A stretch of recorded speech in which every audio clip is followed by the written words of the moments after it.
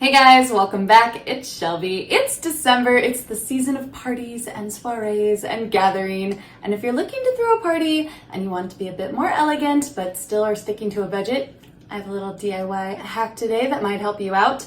We are making formal invitations. Have you ever tried to get something printed? It is ridiculously expensive, like ridiculously so. Have you ever tried to make a nice invitation and print it yourself? Doesn't usually look right. I'm gonna give you some tips to make it look super professional and super awesome and just be budget friendly in general. So first things first, and the only thing that's not super budget friendly is you need a printer. Like you need a home printer. Inkjets are much cheaper than laser. I have an inkjet, I cannot afford a laser.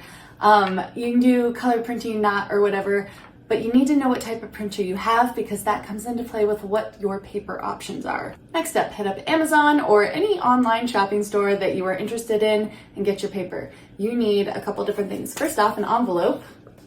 I chose these metallic silver ones that perfectly fit my paper. These are, I believe, 5x7s. So this is 5x7 paper. Look at how beautiful the back is, and the front is shiny as well. So this actually isn't that expensive, but you also can't print on it. So just keep that in mind because this is LaserJet only paper. Beautiful metallic. The back is nice and metallic. It's that lighter color. It ties in the envelopes. They go together. They're beautiful together. They're super elegant. Now's the part that you have to worry about with the type of paper. The part you're going to print on. You want a second cardstock paper, slightly smaller than the first. This one I did 4x6, so you can see there is an outline of the gray around the edge. Look at that. I haven't even printed on it and assembled it. How much more professional does that look? They're both stiffer cardstock. This one is slightly less stiff than this one, but it gives it a nice thickness when you hold it. Even if I just hold them by the tiniest little corner, they're flat because that's that cardstock. That's that thick, luxurious paper. When you pull it out of the envelope, you're like, oh wow, that's a nice invitation. That's what the cardstock does for you, and it's not that much more expensive. But for your smaller sheet, the one you're going to be printing on, you need to pay attention, make sure that it is inkjet and not laser if you have an inkjet printer, and vice versa. Basically, just make sure it's going to work with your printer. For this, I chose a linen finish, which is not really showing up on camera. Basically, when you look closely at it, it kind of looks like fabric or like a fabric print was pressed into the paper. It's textured just slightly. And this one is matte. I actually would have preferred slightly metallic because that's what these are, but you go with what works with your printer. Slightly offset, if you wanted to go fancy and try to cut it yourself, sure, you do you, but like that's a lot of work for me. So I bought one that lines up pretty well. And now we're going to go over to the computer. We are going to design an invite, print it, and assemble it. And that's it. It's super easy, super fast, budget friendly, and it looks amazing. So go to your computer and set the margins of the page to match the page you're printing on, and then go ahead and insert a shape. You want to create a little bit of a border. So I'm not doing this in a solid, dark, fully opaque color. I'm making it like kind of a light gray, and then I'm going to go in just to the clip art and add a wintry themed little bit of artwork. I chose a snowflake, and again, not black because you have to print over it and it has to be legible and readable. So go ahead and mess with the transparency and the color and the outline and the inner one and make it a lighter version of whatever your outside card is. And that's going to tie the inside paper to the outside paper. So my outside paper is gray, so I'm going to be working with grays. And then I'm going to go ahead and create the actual wording on the page. Play with fonts. If you have a couple different fonts on an invite or a menu or anything, that's what I find makes it look more professional. Anyone can go ahead and type in a single font. You want to mix it up, create something fancy with like calligraphy and then some block font, some of the engraved stuff, some sans serif, regular serif. Go ahead and go nuts. Make it look like you, make it look like something you want. Don't forget to include the details of where it is. Don't forget to properly invite the person, and don't forget the contact information for the RSVPs, because if it's a formal invite, they need to RSVP.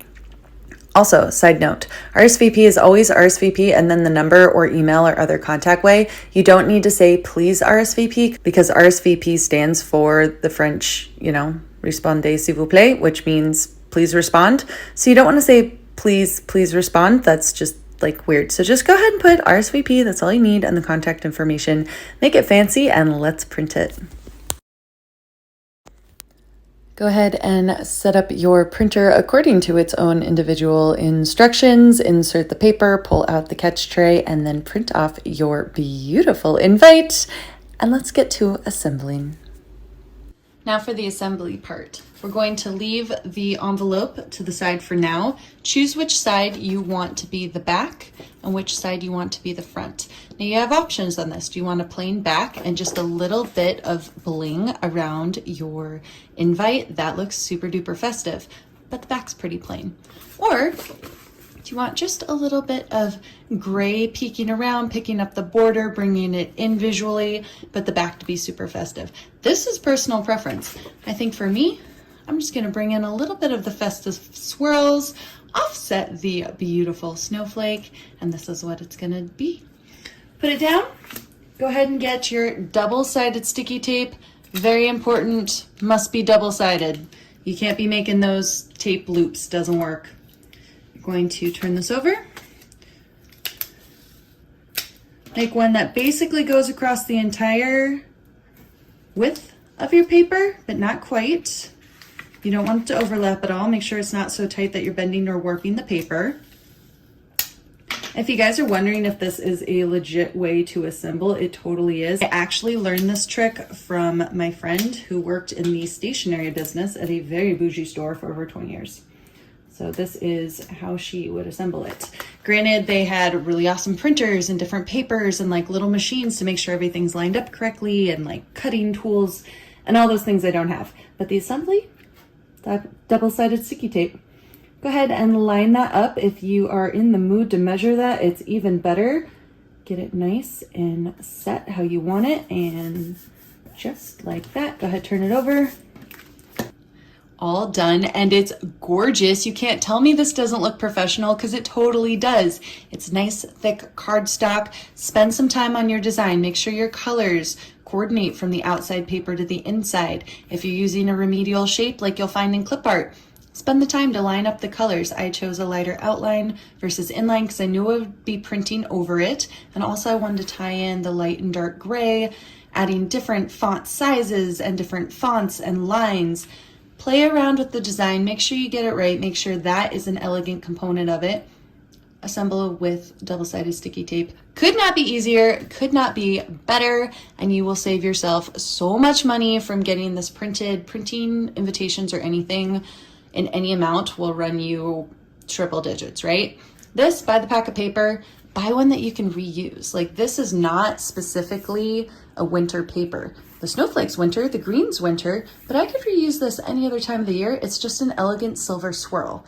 Buy a big pack of that. Buy a big pack of the linen finish. You can print your graphics on there. That's where you save the money. Don't buy different paper for every single one. Design different invites and assemble them differently.